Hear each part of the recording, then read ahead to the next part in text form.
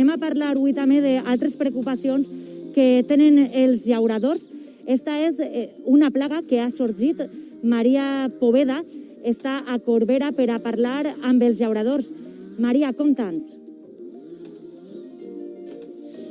Per si els agricultors valencians no tenien prou amb el cotonet, la mosca blanca o la mosca de la fruita, sembla que ara hi ha una nova plaga que podria afectar als cítrics. Es tracta del Strychnotrips auranti i malgrat que encara no ha arribat a la comunitat valenciana, ja han encès totes les alarmes des que s'ha detectat a Andalusia. Nando és agricultor i membre de l'executiva de la Unió. Nando, quina informació tenim sobre esta nova plaga? Hola, bon dia, Maria. Pues la veritat que informació en tenim la que hem pogut trobar per internet i el poc que ha publicat la Junta d'Andalusia, perquè a dia d'avui no ens han passat més coses ja.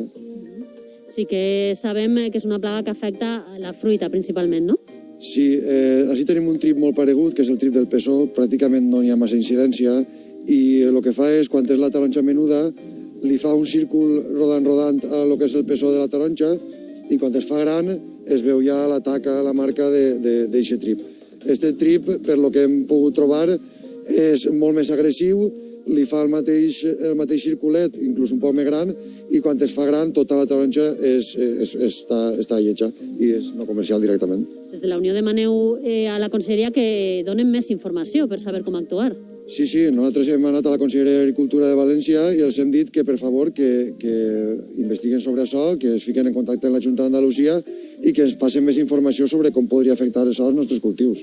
És important destacar i recordar que si a la comunitat valenciana encara no ha arribat per tal de no esglaiar a ningú, a cap agricultor. No, a dia d'avui s'ha detectat en alguns pobles de Huelva, però clar, no n'hi ha que oblidar que en el cotoner de Sud-àfrica passa el mateix. Es va detectar en un poble de la Vall, ha anat escampant-se i a dia d'avui pràcticament tota la província de Castelló i mitja província de València ja tenim aquest cotonet. Esperem que això no es repetisca malgrat la mala experiència que ja han tingut en el cotonet. Perquè justament esta nova plaga arriba també des de Sud-àfrica. Sí, torna a arribar una altra plaga de Sud-àfrica. Si no comptabilitzem mal, en portem ja entre 15 i 16 plagues ja importades de països tercers. Tot això per una mala praxis de no fer controls en origen, controls així i tractament en fred en el trasllat de la taronja de països tercers així. Evitaria tot el problema d'aquestes plagues que venen de fora. Gràcies, Nando.